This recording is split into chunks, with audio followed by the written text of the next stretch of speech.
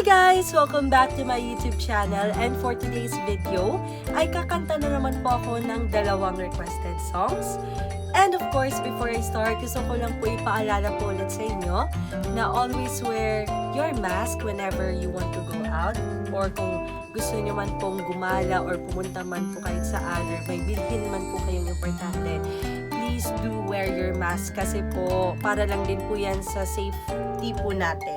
And para maiwasan na din po natin na dumami yung cases ng COVID. So, please, sundin po natin lahat ng health protocols para po, yun nga, maiwasan na po yung pagdami pa ng mga na-infect.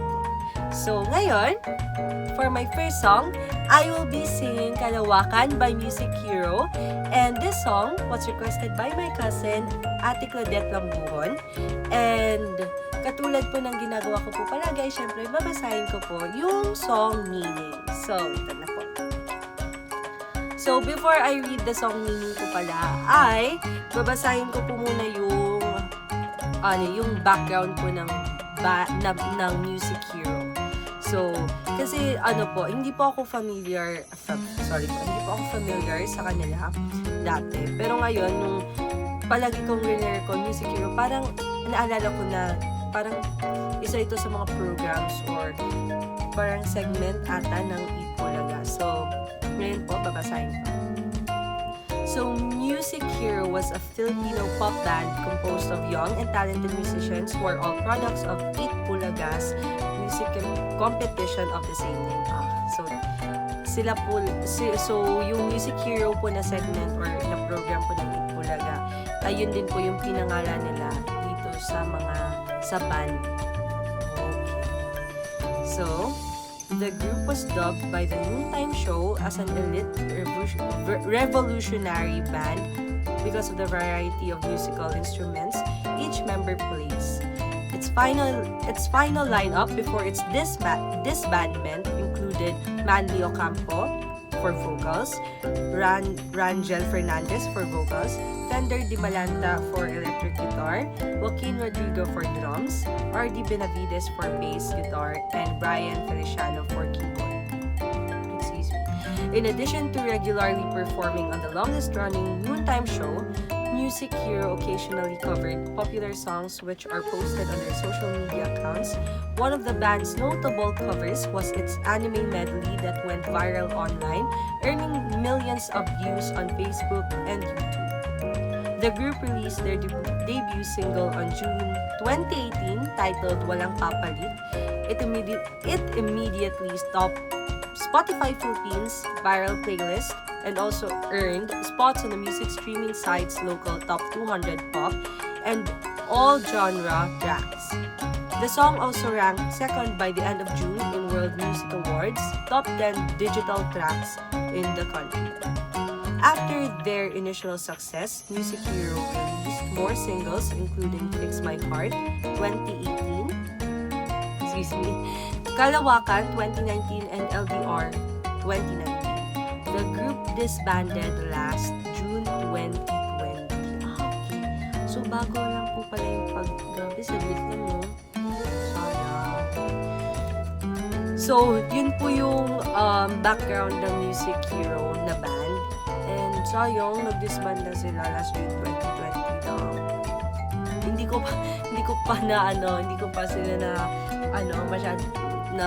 pa sila nakilala po noon. So, ngayon, nung nag-disband na sila, ngayon ko pa lang po sila nakilala. So, ngayon, babasahin ko na po naman po yung meaning ng song. So, the title of the song, Kalawakan, means galaxy. The band behind this beautiful song is the Music Hero. This song is about how does it feel when you are in love with that person.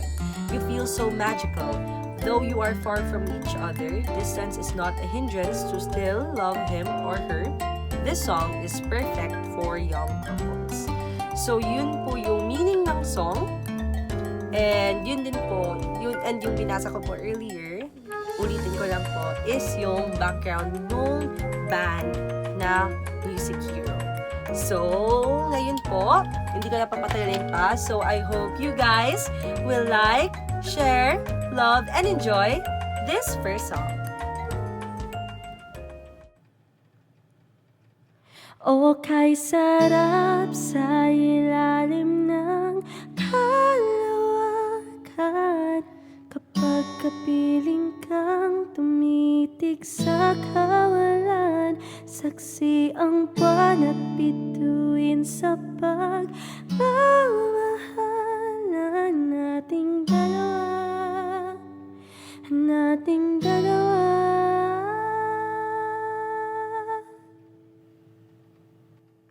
Tanaw pa rin kita, sinta, kalayo may nagniningning, mistula kang dala sa tuwing kakasama ka. Lumiliwanag ang daan sa kislap ng iyong mga mata. Pag ikaw ang kasabay, puso'y napapalagay. Tapit na matamis tuwing hawak ko ang iyong kamay. O kay sarap sa ilalim ng kalawakan, kapag kapiling kang tumitig sa kawalan, saksi ang buwan at bituin sa pagmamahalan nating dalawa, nating dalawa. Simoy ng hangin nakailamig sa katawan, daig pa rin ang liyab na aking nararamdaman. Sa tuwing tayo'y magkabilang mundo, isang tingin ko lang sa buwan, napalapit na rin sa'yo. Langit ay nakangiti, nag-aabang sa sandali, buong paligid ay nasasabik sa ating halik. O kay sarap sa ilalim ng kalawakan, kapag kapiling kang tumitig sa kawalan, saksi ang buwan at bituin sa pagmamahalan nating dalawa, nating dalawa.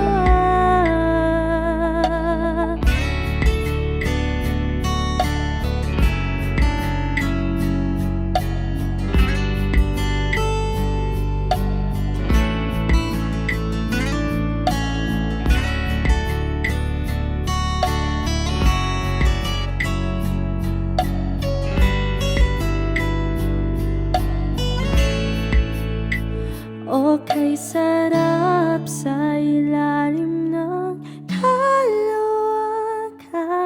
kapag kapiling kang tumitig sa kawalan, saksi ang buwan at bituin sa pagmamahalan nating dalawa, nating dalawa. Halika na sa ilalim ng kalawakan, samahan mo akong tumitig sa kawalan, saksi ang buwan at bituin sa pagmamahalan nating dalawa, nating dalawa.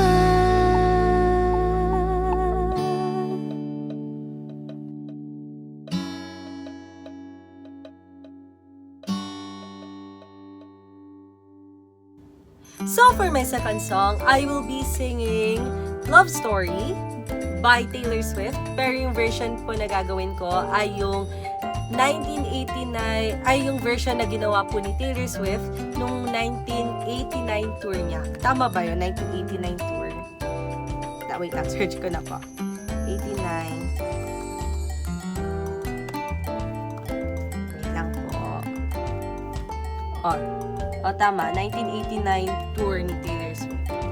So, yun nga, yung version na gagawin ko po is yung nung sa tour niya. And of course, medyo naano din po ako nung pinakinggan ko po yung nung version na yun, ay naano ako, parang sobrang bago nung feel or sobrang bago po nung basta bago po, as in nanibago po ako kasi both versions, syempre siya po yung original na kumanta. Yung pinakaunang version po niya, yung Love Story, yung 2008 ba yun? Basta matagal na po release yung Love Story eh. So, sobrang ganda ng song. Hanggang ngayon, one of my favorites pa rin. And, nung binigyan niya ng bagong flavor yung song, or bagong version yung song, parang sabi ko na, parang ang galing lang po nung pagkabago ng song. Hindi naman nagbago yung tone, and hindi naman nagbago yung beat ng song, hindi naman nagbago din yung lyrics ng song, pero yung the way na arrange yung instrumental, yung -1 or yung version po na yun, as in, sobrang nagandahan din po ako. So, both versions are really iconic and very, very nice. So, ngayon po, syempre, babasahin ko po yung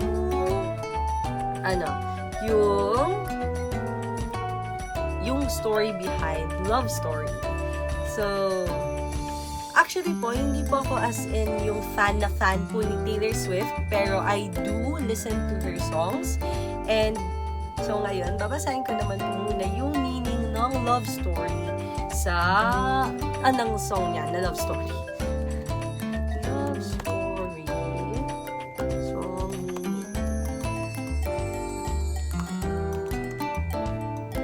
So, Taylor Swift, Love Story, lyrics review, and song meaning. So, 8 years ago, ito ay article last August 22, 2016 pa. So, 8 years ago, the industry of music was forever changed with sudden rise of Taylor Swift into the game. And one of the songs that propelled her success was Love Story. The single was released in September 12, 2008. So, tama nga, 2008 kayo nung release yung song. And the world knew something special was happening in country music. This is the very first song of Taylor Swift after Taylor Swift I heard and have been a fan ever since.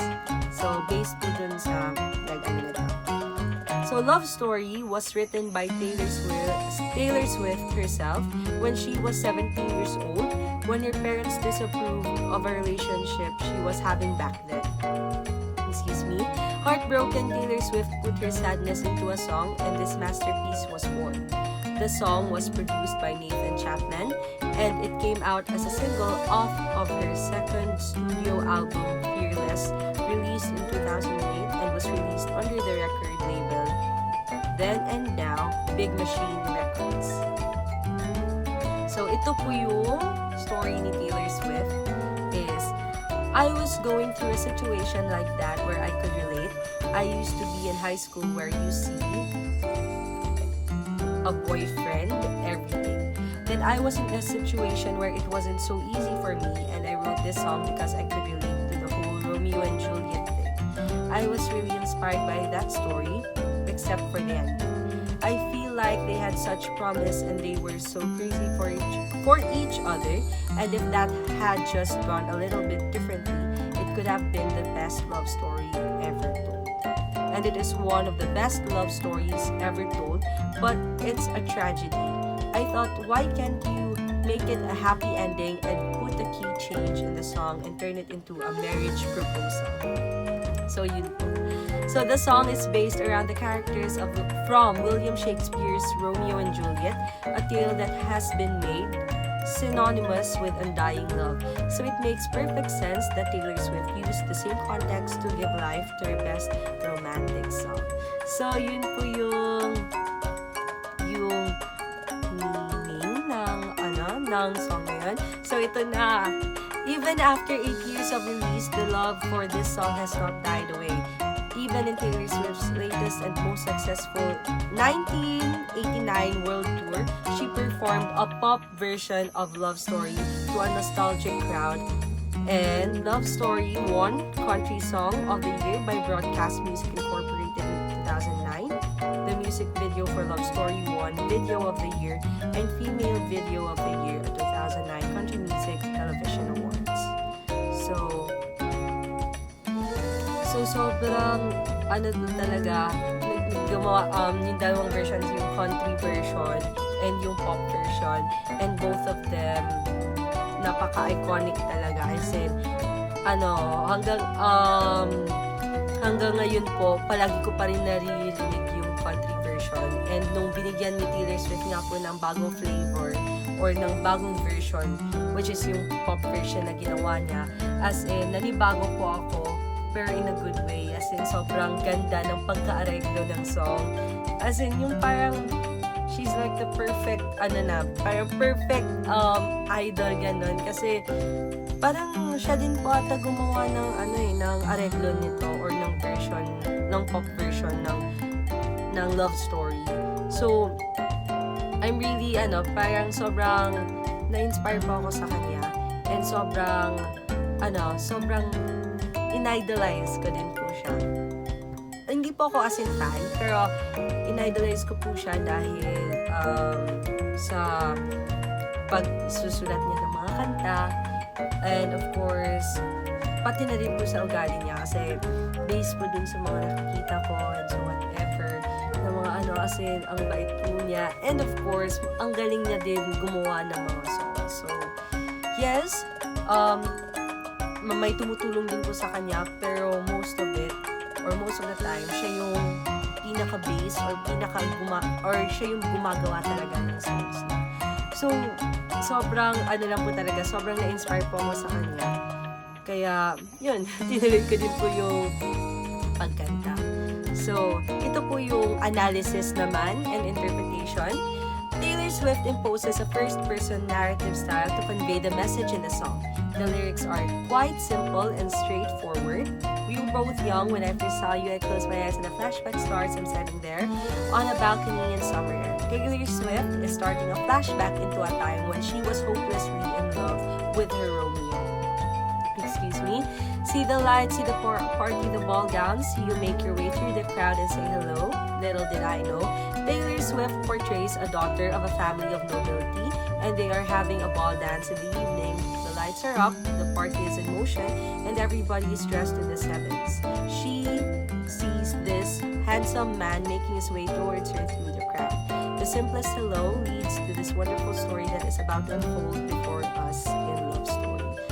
So, yun po yung parang sobrang talagang Romeo and Juliet feels. So, next naman, parang po ako, pasensya na po pero babasahin ko na po talaga. So, that you were Romeo, you were throwing pebbles, and I said, the new couple had no way of meeting each other with the strict norms of the nobles, and Romeo was throwing pebbles at Juliet's window to talk to her. But troubles are brewing. Juliet's father catches onto their forbidden love and warns Romeo to stay away from his daughter. Juliet has no other option than to wet her eyes with tears and pray that Romeo wouldn't go away. So, Romeo, take me somewhere we can be alone. I'll be waiting, all that's left to do is run. You'll be the prince and I'll be the princess. It's a love story, baby, just say yes. Romeo and Juliet cannot meet each other, at her house, so she begs him to take her somewhere private from the prying eyes. They are forbidden to see each other, but their love is so strong that she is willing to run away with him. She portrays herself as the princess and Romeo as the prince, as in the fairy tales. This is your proposal to the guy. Juliet wants him to accept her proposal and say yes. This puts a huge twist to Shakespeare's classic tale, which actually ends in tragedy. But as Taylor Swift says, why not make it a happy ending? So she has recreated her own version of Romeo and Juliet with a happy ending titled Love Story. Juliet's first wish is granted. She wanted to sneak out and they are in the garden, walking and talking, but they have to keep quiet because they are still forbidden to see each other. Their only escape from this harsh reality is their imagination. Taylor Swift says he was the Romeo that made her betray her family and nobility for, much like in the Romeo and Juliet play. Juliet Juliet is confused by what their parents tell her of love and relationships. They are feeding her with thoughts to break them up. The singer screams to Romeo to save her from being manipulated. She knows how she feels about Romeo, but her parents are trying to enforce other feelings on her. Love is always difficult. It's never a bed of roses. Hence, Juliet says, although this love is difficult, it is far more real than any other, because she can feel the love in her bones. She ensures him that they will be able to get out of this mess of a situation and ride into the sunset. So the bridge of love story takes a turn for the worse. Romeo and Juliet in Taylor Swift's love story kept on fighting the fight for romance. But she was starting to break. She had been waiting and waiting for him to say yes and take her away from this town, but it wasn't happening. She got tired. Her thoughts began running wild. She imagined the worst, that he might have found another girl to fall in love with. But one fine day, she met him in some remote part of the town. She confesses that she has been feeling so alone without his company. So, pasensya na po maingay. She had been waiting and waiting for him to come, and that to no avail. Is she imagining the worst, or is it really not happening?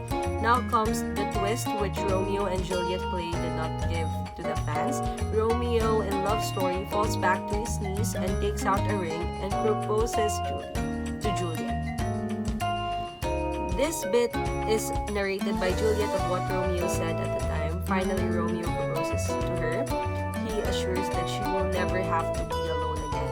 He loves her, and that's all he really knows. The storms brewing outside the door are sorrows for a later day. Romeo has confessed his love to Juliet with her dad, and he has finally come around. He asks her to go pick out a white dress for the wedding because, well, this is a love story, and that's how a love story ends. So, ang galing lang po ng kasi diba, katulad po ng nito sa story na, din po sa Romeo Juliet na story ay sobrang, what do you call this? Sobrang,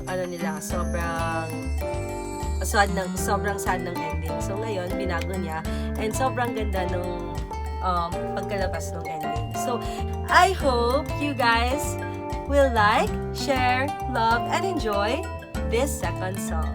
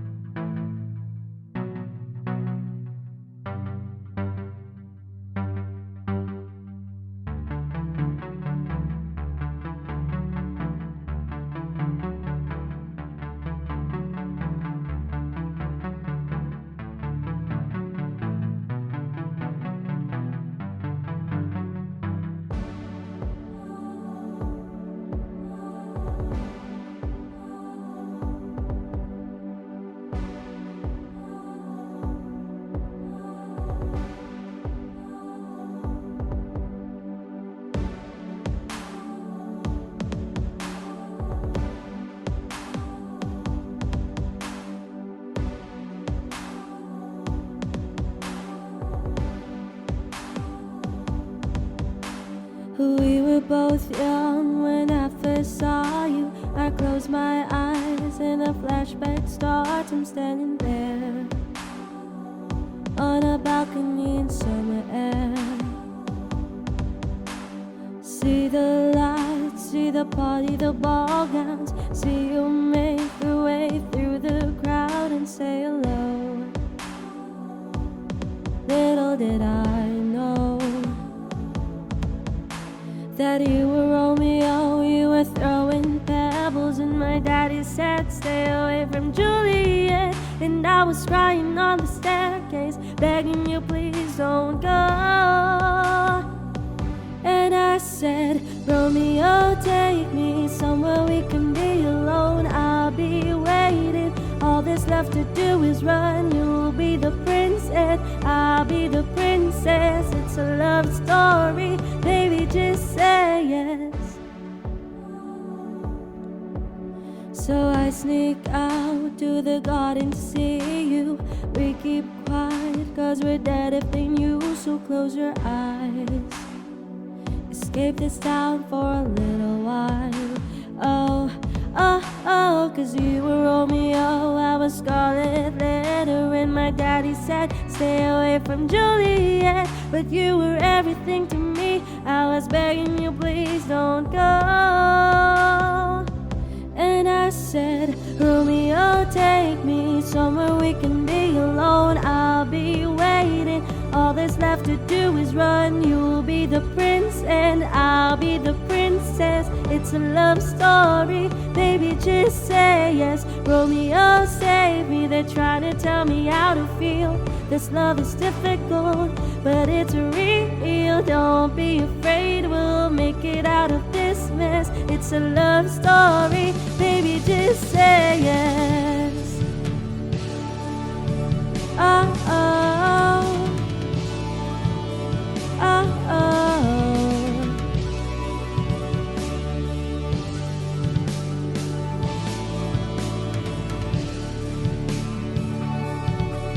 Oh, oh, oh, oh.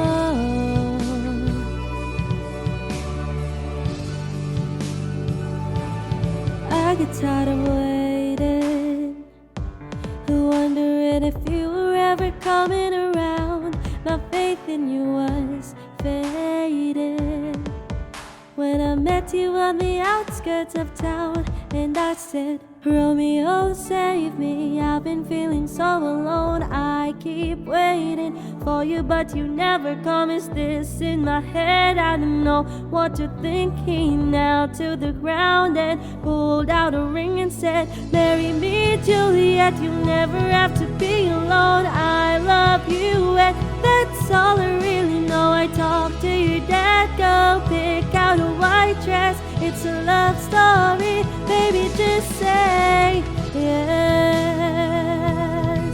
Oh, oh, oh, oh.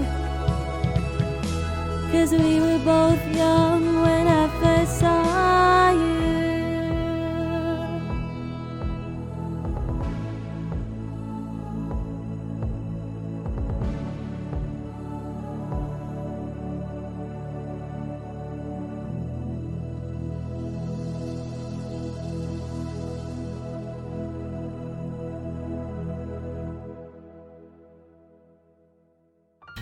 I hope you guys enjoyed this cover. Don't forget to click the like, subscribe button, and of course the notification bell para ma-update po kayo sa mga upcoming videos ko.